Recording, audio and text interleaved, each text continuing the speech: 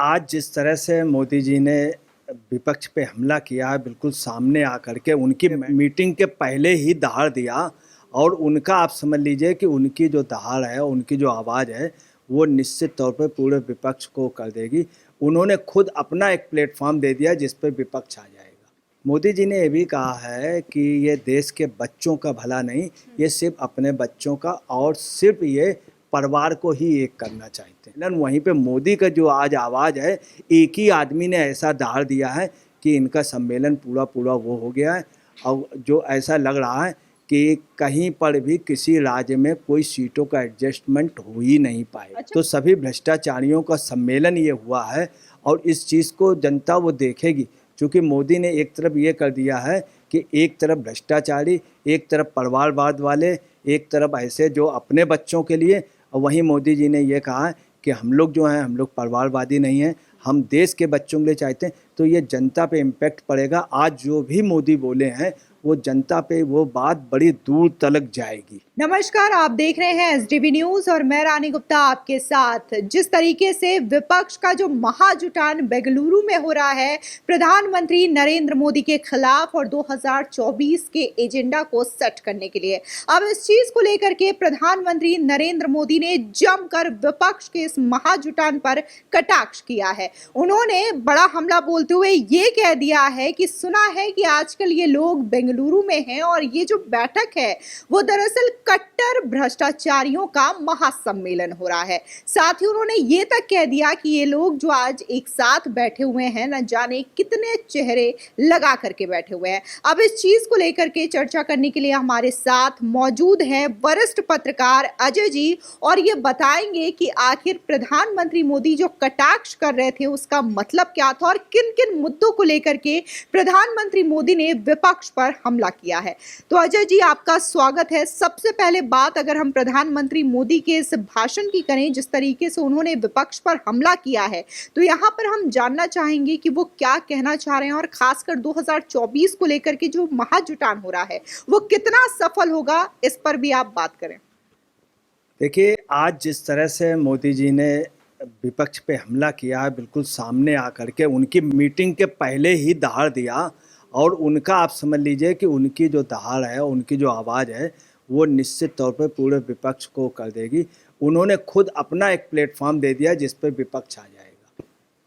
और जिस तरह से मोदी बोले हैं आज, वो अपने आप का एक अलग है।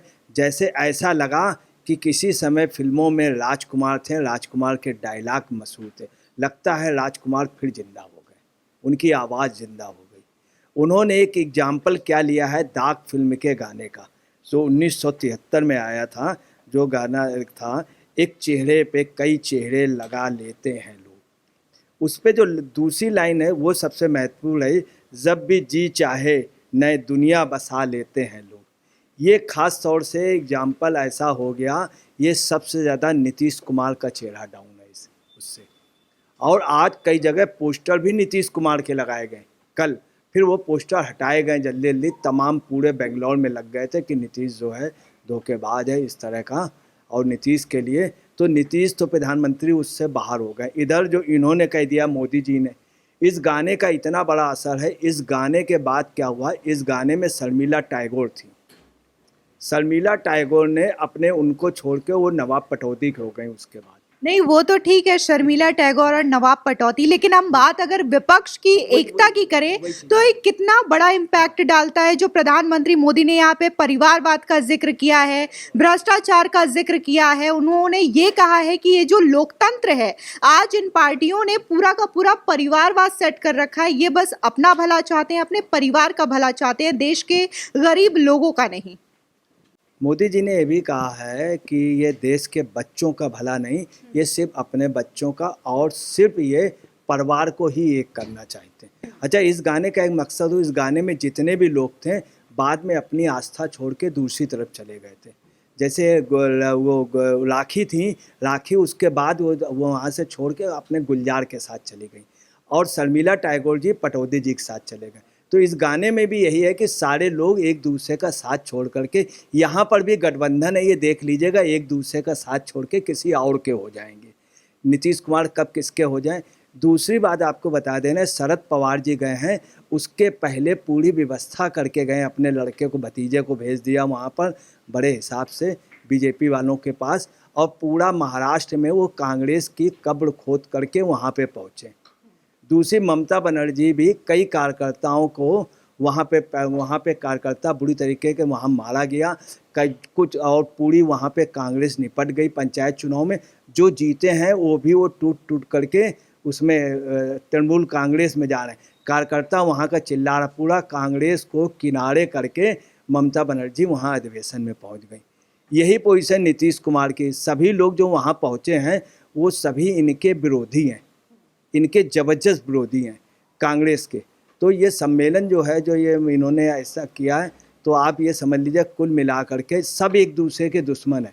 महाराष्ट्र में एनसीपी का जो दुश्मन है अब वो कांग्रेस है और वो शिवसेना, क्योंकि वो ये चाहेंगे हम अधिक से अधिक सीट ले लें, इनको कम से कम सीट मिले। अच्छा, यही पोजीशन हो गई है केजरीवाल जी की। केजरीवाल जी को जो कांग्रेस ने समर्थन दे दिया, कांग्रेस का कार्यकर्ता पंजाब और दिल्ली में बुरी तरीके से निराश हो गया है, और वो आप समझ लीजिए कि बिल्कुल कांग्रेस के खिलाफ आ गया।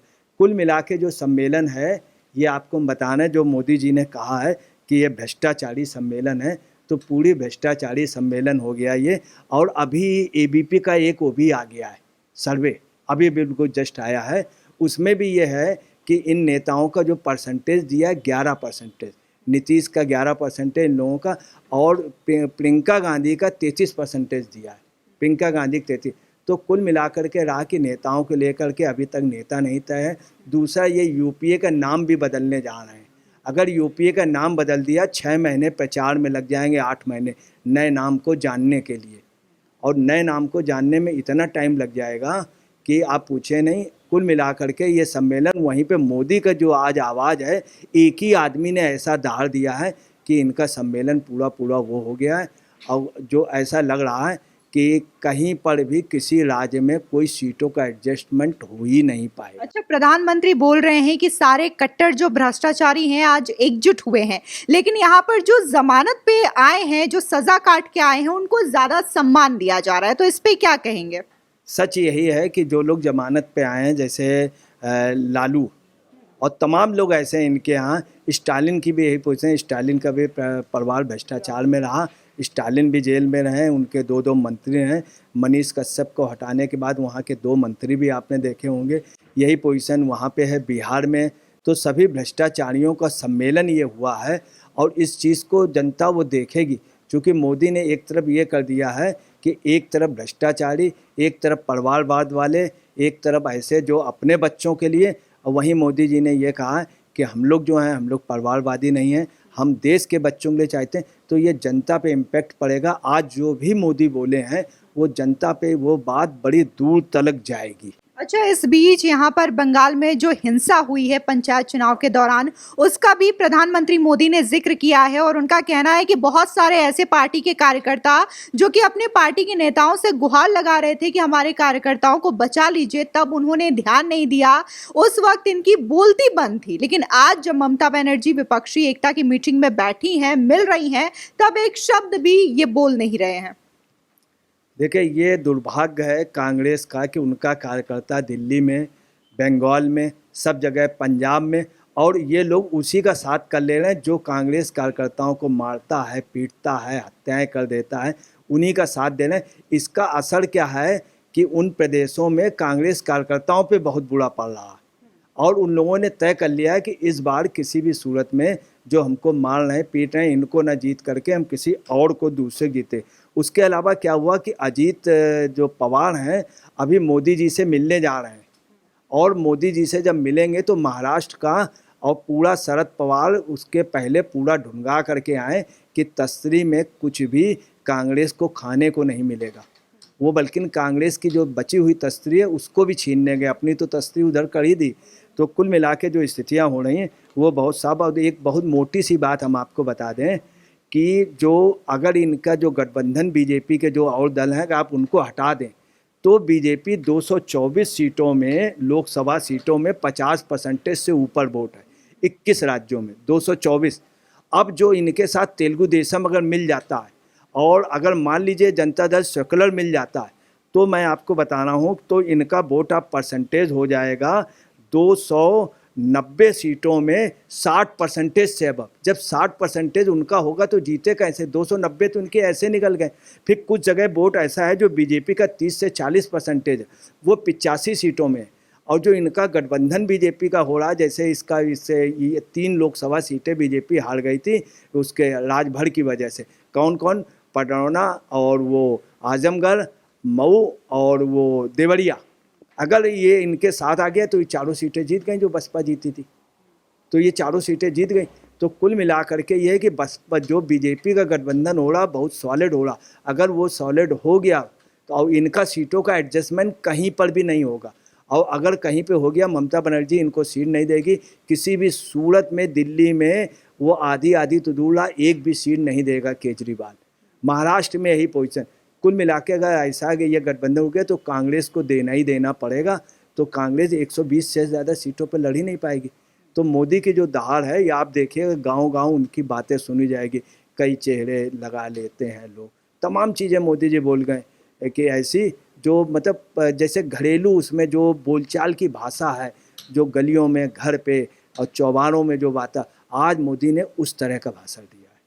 फिलहाल अजय जी ने इस पूरे मामले को लेकर के अपनी राय रखी, लेकिन प्रधानमंत्री मोदी ने विपक्ष की इस महाजुटान को लेकर के जमकर कटाक्ष किया है। लेकिन इस खबर पर आपकी भी जो राय हो हमारे कमेंट सेक्शन में जरूर बताएं।